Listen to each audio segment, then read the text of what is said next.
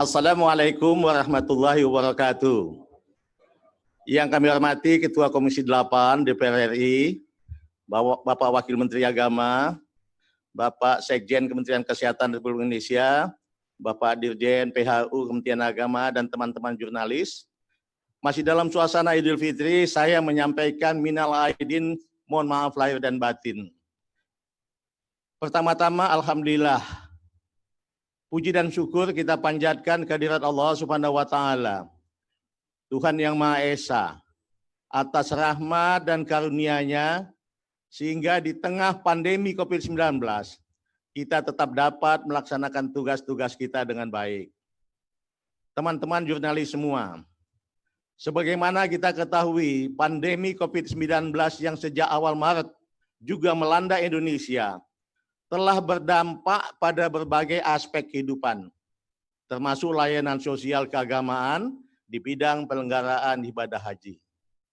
Kementerian Agama lalu membentuk Pusat Krisis Haji 2020 melalui keputusan Menteri Agama nomor 392 tahun 2020 yang diberi mandat untuk merancang, menyusun, dan mengkoordinasikan mitigasi krisis pada penyelenggaraan ibadah haji tahun 2020 ini. Tim ini telah menyusun dokumen lengkap skenario mitigasi penyelenggaraan ibadah haji yang disusun mengikuti perkembangan dan dinamika COVID-19, baik di Arab Saudi maupun di Indonesia, hingga April 3 skema penyelenggaraan ibadah haji disiapkan. Pertama, haji diselenggarakan secara normal sesuai kuota. Kedua, haji diselenggarakan dengan pembatasan kuota. Dan ketiga, penyelenggaraan haji tahun ini dibatalkan. Bersamaan itu, sejumlah layanan haji di dalam negeri tetap dilaksanakan, seperti manasik haji secara daring dan pelunasan BP dengan menerapkan protokol penanganan COVID-19. Untuk layanan haji di luar negeri, kontrak layanan akomodasi, transportasi, dan catering juga dipersiapkan. Hanya saja belum dilakukan pembayaran uang muka sesuai pertimbangan keamanan dan juga atas permintaan dari pihak Arab Saudi. Memasuki bulan Mei, karena waktu semakin mepet, tim fokus mematangkan dua opsi saja, yakni penyelenggaraan haji dengan pembatasan ya lebih kurang 50% dan pembatalan keberangkatan jemaah haji. Sebab tanggal 26 Juni telah disepakati sebagai terjadwal sebagai pemberangkatan awal jemaah haji Indonesia tahun 1941 Hijriah 2020 Masehi. Dari situ kami menghitung mundur tentang kecukupan waktu pemberangkatan jemaah dengan segala proses dan konsekuensinya. Skema pengurangan jemaah diambil karena harus ada ruang yang cukup untuk pembatasan fisik atau physical distancing jemaah, baik di asrama haji, di dalam pesawat, di pemondokan, maupun di area-area ritual haji, khususnya di Al-Musna, Arafah, Musdalifah, dan Mina. Dalam skenario ini, rentang waktu berhaji pasti akan lebih lama dari biasanya, sebab ada tambahan masa karantina 14 hari sebelum keberangkatan, 14 hari setelah tiba di Arab Saudi, dan 14 hari setelah tiba kembali di tanah air Indonesia. Protokol kesehatan juga mewajibkan setiap jemaah untuk memiliki sertifikat bebas COVID-19 dari pihak yang berwenang. Bersamaan itu, Kementerian Agama juga menjalin komunikasi dengan pemerintah Kerajaan Saudi melalui Kementerian Luar Negeri Republik Indonesia perihal permohonan informasi penyelenggaraan haji tahun 1441 Hijriah atau tahun 2020 Masehi ini.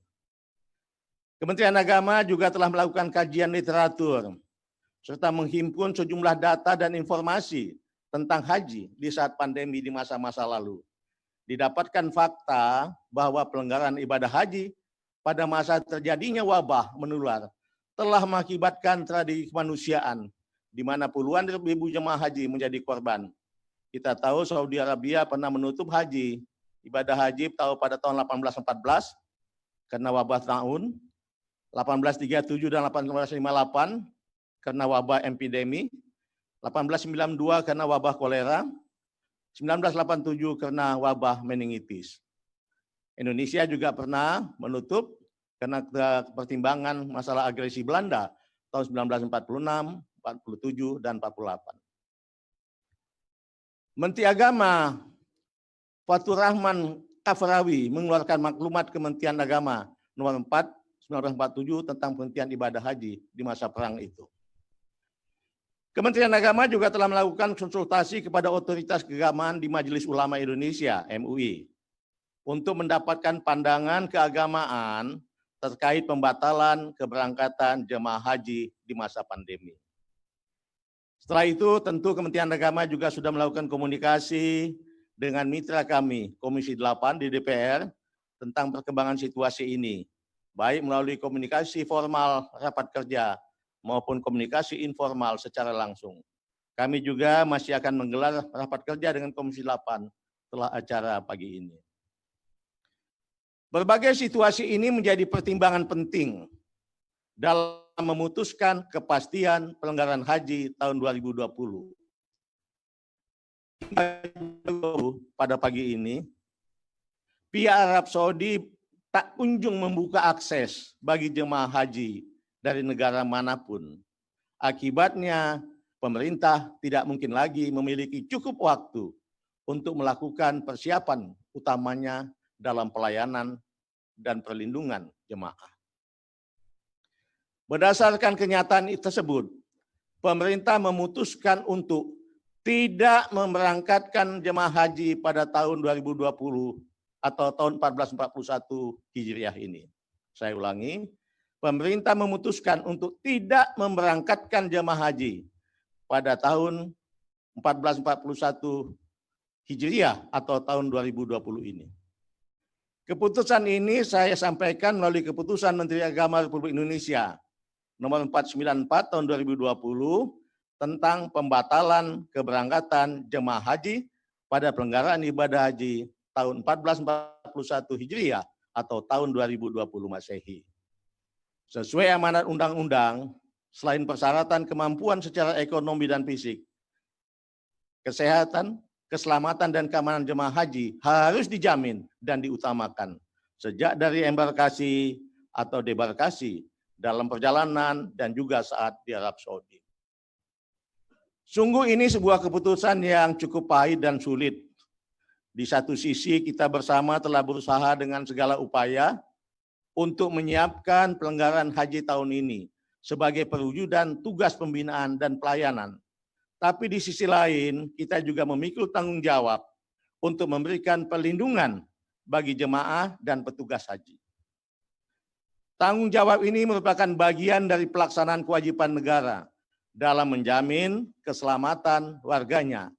Risiko keselamatan dan kemanusiaan menjadi prioritas pertimbangan kami di masa pandemi ini. Selain itu, juga risiko ibadah yang sangat mungkin terganggu jika haji diselenggarakan dalam situasi masih bertambahnya kasus positif COVID-19 di Arab Saudi dan juga di Indonesia.